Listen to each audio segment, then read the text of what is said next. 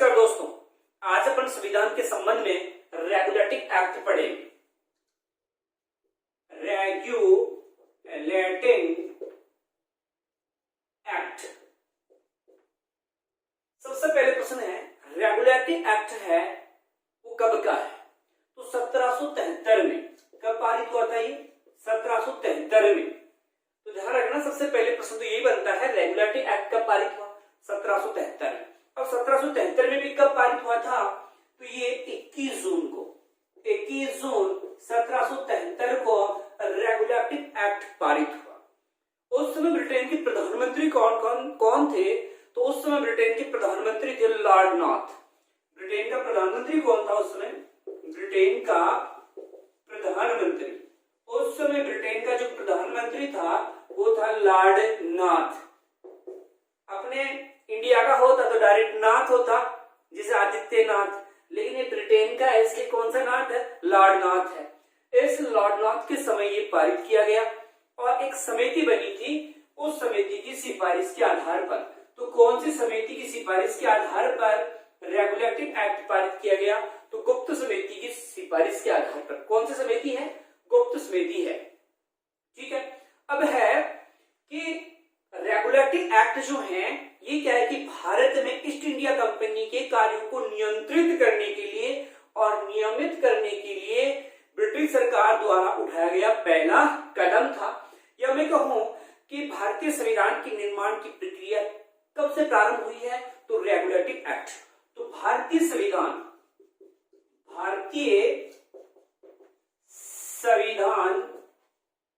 के निर्माण की प्रक्रिया प्रारंभ हुई। तो ध्यान रखना, कौन से एक्ट से प्रारंभ हुई है? रेगुलेटिंग एक्ट से प्रारंभ हुई है। जब संविधान निर्माण की प्रक्रिया प्रारंभ हो जाएगी तो सुनियोजित और सुनिश्चित शासन प्रणाली प्रारंभ होगी। तो इससे क्या हुआ? सुनियोजित व सुनिश्चित शासन प्रणाली प्रारंभ हुई। शासन प्रणाली प्रारंभ, बहुत अच्छा क्वेश्चन है।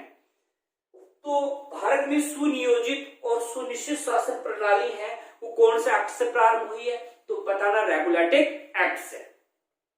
इससे क्या हुआ कि भारतीय प्रांतों का एकीकरण प्रारंभ हो गया। क्या हुआ? भारतीय प्रांतों का एकीकरण प्रारंभ हो गया। तो भारतीय प्रांतों का एकीकरण प्रारंभ है, किससे हुआ है? तो रेगुलेटिंग एक्ट से क्या हुआ है? प्रारंभ हुआ है। एक प्रश्न ऐसा बनता है कि भारत में केंद्रीय शासन या केंद्रीय प्रशासन की नींव कौन सा एक्ट से डली है? तो रेगुलेटिंग एक्ट से। केंद्रीय प्रशासन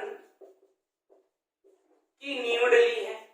तो केंद्रीय प्रशासन की जो भारत में नींव डली है वो अभी आपके रेगुलेटिंग एक्ट से। फिर है कि भारत में जो प्रशासनिक, ईस्ट इंडिया कंपनी के प्रशासनिक और राजनीतिक कार्य थे उनको मान्यता है वो कौन से एक्ट से दी गई है? तो रेगुलेटिंग एक्ट से। प्रशासनिक कंपनी कौन सी है?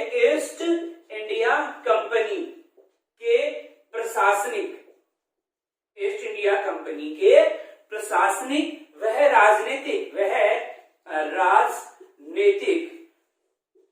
कार्यों को मान्यता दी गई है। कौन सा एक्ट से? रेगुलेटिंग एक्ट से। आप सोच रहे होंगे इसमें प्रश्न कैसे आएंगे? तो सबसे पहला प्रश्न ये आएगा कि रेगुलेटिंग एक्ट कब पारित किया गया? तो 1773 में। अगर तारीख सही था तो 21 जून को। यह प्रश्न पूछ जाएगा कि रेगुलेटिंग एक्ट किस प्रधानमंत्री के समय पारित हुआ? तो लॉर्ड नॉर्थ के समय। नाथ याद रख लेना, तो लॉर्ड नॉर्थ। किस समिति की सिफारिश के आधार पर रेगुलेटिंग एक्ट पारित हुआ? गुप्त समिति। फिर ये बहुत मस्त क्वेश्चन है कि भारत में संविधान निर्माण की प्रक्रिया कौन से एक्ट से प्रारंभ हुई है? तो रेगुलेटिंग एक्ट से। सुनियोजित व सुनिश्चित शासन प्रणाली कौन से एक्ट से प्रारंभ हुई है? तो रेगुलेटिंग एक्ट से। केंद्रीय प्रशासन की नींव कौन से एक्ट से डली है? तो केंद्रीय प्रशासन की जो नींव डली है वो रेगुलेटिंग एक्ट से। ईस्ट इंडिया कंपनी के प्रशासनिक व राजनीतिक कार्यों को जो मान्यता दी गई है वो कौन से एक्ट से दी गई है? तो भी आप क्या कहोगे? रेगुलेटिंग एक्ट से। अब है कंपनी पर संसदीय नियंत्रण कब स्थापित किया गया है? तो भी आप क्या कहोगे? रेगुलेटिंग संसदीय नियंत्रण। कंपनी कौन सी हो? East India company. तो ईस्ट इंडिया कंपनी पर संसदीय नियंत्रण स्थापित किया गया। इसके अलावा जो गवर्नर था उस गवर्नर के पदनाम को बदल करके गवर्नर जनरल कर दिया। कहने का मतलब जो बंगाल का गवर्नर था, बंगाल का गवर्नर, इस गवर्नर के पदनाम को बदल के क्या कर दिया गया? तो गवर्नर जनरल कर दिया गया। और ध्यान रखना, अगर आपसे पूछे कि बंगाल का पहला गवर्नर जनरल किसको बनाया गया है, तो बहुत मोस्ट क्वेश्चन है, बंगाल का पहला गवर्नर जनरल किसको बनाया गया? वेरी वेरी मोस्ट है, ध्यान रखना, वारेन हेस्टिंग्स। किसको बनाया गया है? वारेन हेस्टिंग्स जो है इसको बंगाल का पहला गवर्नर बनाया गया है। तो आप देख रहे हो इस समय रेगुलेटिव एक्ट अभी पूरा नहीं हुआ है, बहुत सी चीजें बाकी है भी रेगुलेटिव एक्ट में। तो अब अपन आगे चर्चा करते हैं। बहुत मोस्ट क्वेश्चन एक, और वो है कलकत्ता में जो सुप्रीम कोर्ट है उसकी स्थापना जो है वो कब की गई या कौन से एक्ट से की गई है? तो इस एक्ट से। तो कलकत्ता में सुप्रीम कोर्ट की स्थापना की गई है। ध्यान रखना, वेरी मोस्ट क्वेश्चन है। प्रश्न पूछा जाए कि कलकत्ता में सुप्रीम कोर्ट की स्थापना कौन से अधिनियम से की गई है? तो रेगुलेटिव एक्ट जो अधिनियम है उससे की गई है। कब? 1773 में। अधिनियम तो ये है, लेकिन स्थापना कब की गई? ध्यान रखना, कई बार क्वेश्चन आ चुका है। अगर तारीख आपसे पूछी जाए तो 1774 आएगा, नहीं कि 73। रेगुलेटिव एक्ट जो 73 वाला है उसमें घोषणा की गई है, और कलकत्ता में जो सुप्रीम कोर्ट की स्थापना की गई है वो 1774 में। अब आप सोच रहे होंगे कि सुप्रीम कोर्ट तो दिल्ली में है। जी हाँ, है, दिल्ली में है। अपन 1950 में पढ़ेंगे, 1950 में उसकी स्थापना की गई है। वो सुप्रीम कोर्ट अपने दिल्ली में ही है, ठीक है। लेकिन ये यहाँ पर बात कर रहे हैं रेगुलेटिव एक्ट के तहत कलकत्ता में जो सुप्रीम कोर्ट स्थापित हुआ था उसकी।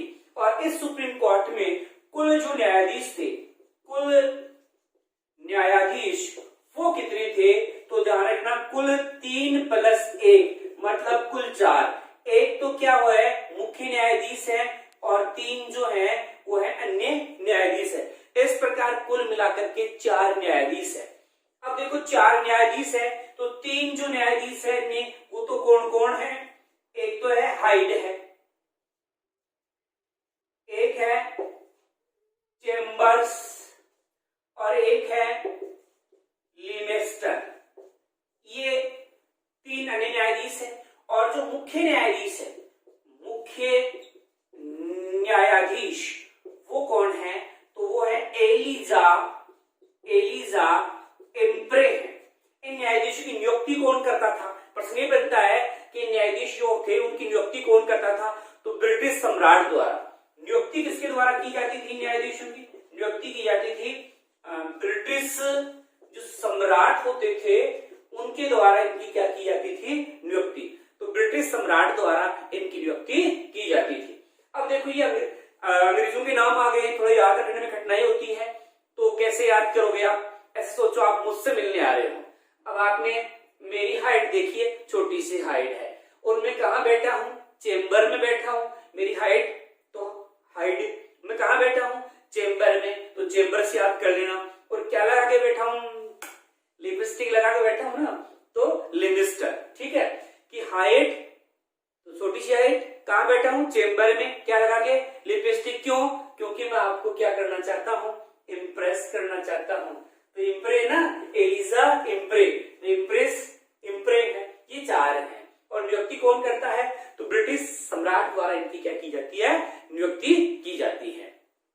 ठीक है, आगे देखो, जो कंपनी है, कंपनी मतलब ईस्ट इंडिया जो कंपनी है उसकी जो कर्मचारी है वो निजी व्यापार नहीं कर सकते, उपहार नहीं ले सकते, रिश्वत नहीं ले सकते। इस प्रकार का इसमें किया गया है। मतलब कंपनी के सदस्य, कंपनी है या ईस्ट इंडिया कंपनी, कंपनी के सदस्य अब क्या नहीं कर सकते? निजी व्यापार नहीं कर सकते, निजी व्यापार नहीं कर सकते, उपहार नहीं ले सकते, रिश्वत नहीं ले सकते। इस प्रकार की जो है रोक लगा दी गई। ईस्ट इंडिया कंपनी के जो कर्मचारी सदस्य वगैरह हैं वो क्या नहीं ले सकते, रिश्वत नहीं ले सकते, इसके अलावा उपहार गिफ्ट के रूप में भी कुछ नहीं ले सकते और वो अपना निजी व्यापार भी नहीं कर सकते। ऐसा इस एक्ट में किया गया। एक प्रश्न है, बहुत अच्छा क्वेश्चन है कि मद्रास और जो मुंबई है उसको बंगाल के गवर्नर के अधीन जो किया गया, गवर्नर जनरल के अधीन किया गया, वो किस एक्ट द्वारा किया गया है? तो रेगुलेटरी एक्ट द्वारा। बहुत अच्छा क्वेश्चन है। मद्रास वह मुंबई प्रांत को बंगाल के गवर्नर जनरल के अधीन किया गया। किस एक्ट द्वारा किया गया? तो आप क्या कहोगे?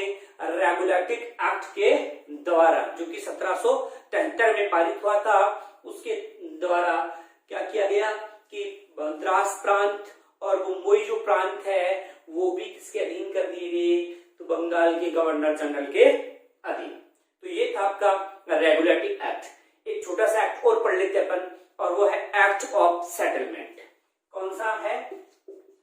Act of settlement. तो पहले तो ये बनता है कि एक्ट ऑफ सेटलमेंट है, कब पारित किया गया है? तो 1781 में पारित किया गया। और एक्ट ऑफ सेटलमेंट क्यों पारित किया गया? तो उसका कारण ये था रेगुलेटरी एक्ट की कमियां दूर करने के लिए। बहुत अच्छा क्वेश्चन है कि रेगुलेटरी एक्ट की कमियां दूर करने के लिए कौन सा एक्ट पारित किया गया था? Act of settlement. देखो नाम ही है सेटलमेंट। अब सेटलमेंट करेगा, किसका सेटलमेंट करेगा? जो रेगुलेटरी एक्ट में कमियां हैं उनका। तो इसकी स्थापना इसलिए की गई थी ताकि रेगुलेटिंग एक्ट की कमियां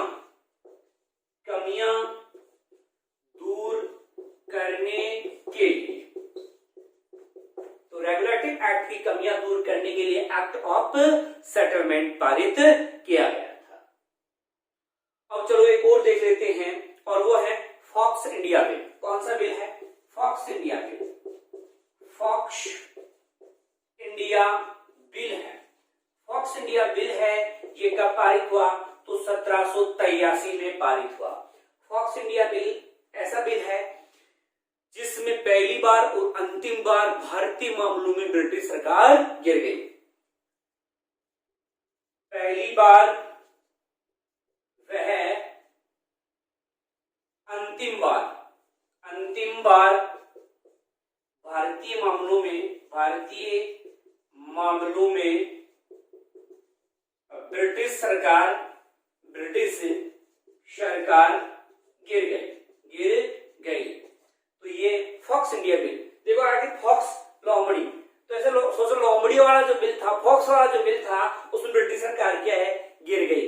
गिरने का मतलब ऐसा नहीं है कि छत से गिर गई है। गिरने का मतलब है सरकार जो है, संसद जो वहां की है, जिसको अपन पार्लियामेंट कहते हैं ब्रिटेन की संसद को, वो भंग हो गई थी। किस मामले में? फॉक्स इंडिया बिल के मामले में। क्योंकि ये जो बिल है संसद में पारित नहीं हो सका था, इसलिए उस संसद को क्या कर दिया गया? भंग कर दिया गया था। तो ये कुछ एक्ट जो थे वो भी अपन ने पढ़े हैं। धन्यवाद।